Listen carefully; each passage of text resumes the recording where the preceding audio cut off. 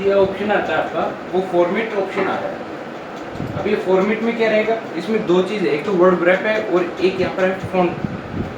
Font में अपना क्या रहेगा, जो भी अपन लिखते हैं ना, जो डिज़ाइन अपन लिखते हैं, टेक्स्ट लिख रहे हैं, उनकी डिज़ाइन चेंज करना, उसकी साइज चेंज करना, या फिर उसकी स्टाइल है लिखने की, जो अलग अलग स्टाइल्स होती हैं, वो अगर चेंज करना चाहते हो तो वो अपन करेंगे।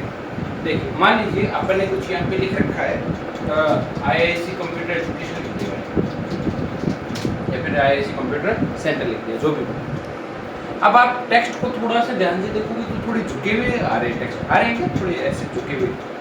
एक तो नॉर्मली आप लिखते हो तो बिल्कुल स्ट्रेट आते हैं, यहाँ पर थोड़ी सी झुके हुए आ रहे हैं। तो यहाँ पर जो स्टाइल लगी हुई है, यहाँ पे वो स्टाइल लगी हुई है इटालिक। इसको चेंज करना चाहते हो तो फॉर्मेट में जाना है। फॉर्मेट में यहाँ पर एक ऑप्शन आता है फॉन्ट का, फॉन्ट पर क्लिक करेंगे। यहाँ पे बीच में देखोगे तो ऑप्शन है कि फॉन्ट स्टाइल दिखाई दे रहा है क्या, फॉन्ट स्टाइल। यहाँ पर चार तरह के आपको स्टाइल देखने को मिलेगी। एक तो रेगुलर जो नॉर्मल टेक्स्ट रहेगा, बिल्कुल उसमें कोई भी किसी प्रकार का इफेक्ट नहीं दिखेगा आपको। सेकंड यहाँ पे इटालिक, इटालिक का मतलब है यहाँ पे थोड़ा सा झुका हुआ इफेक्ट मिलेगा आपको, जैसे कर्सिव हैंडराइटिंग आप लोगों ने देखी थोड़ी सी झुकी हुई लिखी जाती है। उसके बाद में थर्ड है बोल्ड, यानी थोड़ा सा टेक्स्ट को गहरा कर देगा, यानी कोई भी हेडिंग वगैरह अपन लिखते हैं, बुक वगैरह बनाते हैं, उस टाइम हेडिंग वगैरह देते हैं तो वो थोड़ी सी बोल्ड देते हैं, डार्क देते हैं। बोल्ड इटालिक यानी कि बड़े भी होंगे, थोड़े से मोटे गहरे भी होंगे अक्षर, और क्या हो जाएंगे, थोड़ी सी टेढ़ी तिरछे हो जाएंगे यहाँ पर अक्षर। अभी बोल्ड इटालिक कर रखा है तो इफेक्ट आप देखोगे तो थोड़े से तो गहरे हैं और थोड़े से झुके हुए यहाँ पे टेक्स्ट आ रहा है। मैं चाहता हूँ कि नॉर्मल टेक्स्ट आए तो रेगुलर पे क्लिक करो और यहाँ पर ओके पे जैसे अपन क्लिक करते हैं तो मेरा जो टेक्स्ट है वो एकदम बिल्कुल नॉर्मल हो गया है। यहाँ पे आया क्या समझ में।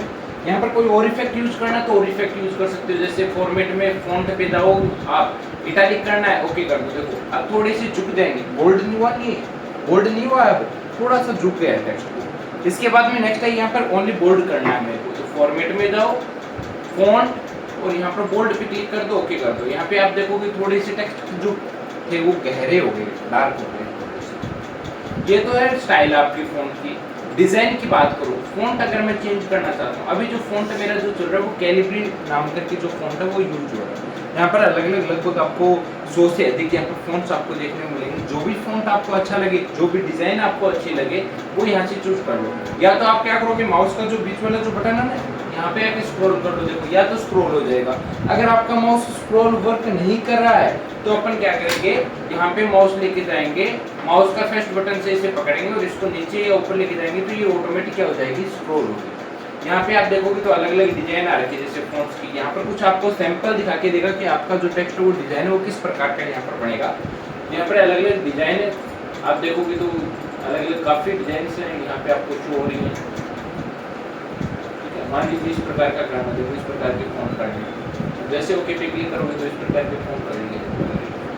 अलग अलग डिजाइन, जो भी डिजाइन या जो भी फॉन्ट आप करना चाहते हो वो आप ही कर सकते हो। इसके बाद में नेक्स्ट है यहाँ पर सॉरी फॉन्ट में साइज। अब जो फॉन्ट की साइज है वो आपको किसी कंप्यूटर में बड़ी साइज आ रही होगी, किसी में छोटी आ रही होगी, वहाँ पे दिक्कत आती है।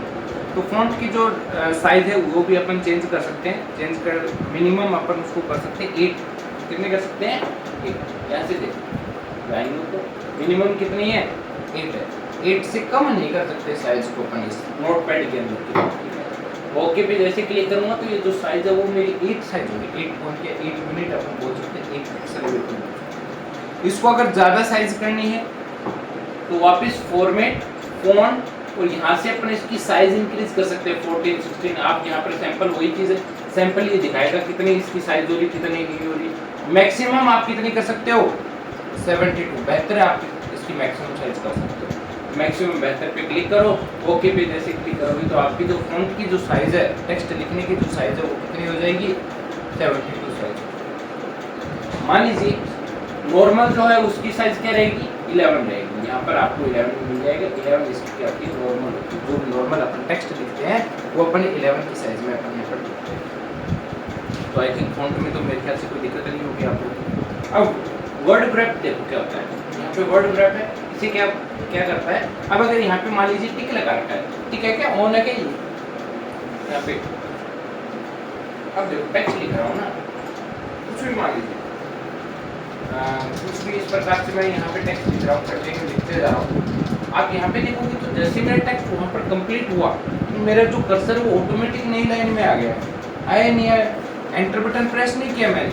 अब नॉर्मली मैं कुछ भी टाइप कर रहा हूँ यहाँ पे एंटर बटन नहीं प्रेस कर रहा हूँ, और आप लोग देखोगे यहाँ पे ऑटोमेटिक देखो नई लाइन में आ गया। तो ये होता है वर्ड प्रेप का अक्षर, यानी कि आपकी जो स्क्रीन है उसके अकॉर्डिंग जो टेक्स्ट को रखेगा। अगर आपकी स्क्रीन से अगर टेक्स्ट बाहर जा रहा है तो उसको वहीं से ब्रेक डाउन करेगा और उसकी नई लाइन यहाँ पर क्या कर देगा, क्रिएट कर देगा, बना देगा। ठीक है, अगर मैं इसको बंद कर देता हूँ, मान लीजिए फॉर्मेट में जाकर फॉन्ट बंद कर दिया, अब ये सारा एक लाइन में आ जाएगा। एक लाइन में क्यों आया, क्योंकि मैंने यहाँ पर इसको लाइन ब्रेक दिया ही नहीं, एंटर बटन प्रेस किया ही नहीं, मैं तो कंटिन्यू लिखते जा रहा था। अगर मैं कंटिन्यू लिखते जा रहा था तो ये कंटिन्यू लिखते ही जाएगा, ये देखिए आगे तक कुछ भी। मान लीजिए मैंने यहाँ पर बिल्कुल एंड पे गया और यहाँ पर मैं क्या कर दिया, एंटर बटन दबाया तो मेरा जो कर्सर है वो नई लाइन में आ गया। अपन ने स्टार्टिंग से सीख रखा है, नई लाइन जब भी अपन टाइप करते हैं फिर लिखते हैं तो हमेशा कौन सा बटन प्रेस करते हैं, एंटर बटन प्रेस करते हैं, नई लाइन में आ गई। अब नई लाइन में आ गए, अब मैं कंटिन्यू लिख रहा हूँ तो ये लाइन आगे जाएगी, ये कट हो जाएगी, बताओ कट हो जाएगी। वर्ड ब्रेक तो अपन यूज किया ही नहीं, वो तो बंद कर रखा है अपन ने, तो लाइन कहाँ जाएगी, कंटिन्यू जाएगी, जारी क्या कंटिन्यू आगे तक।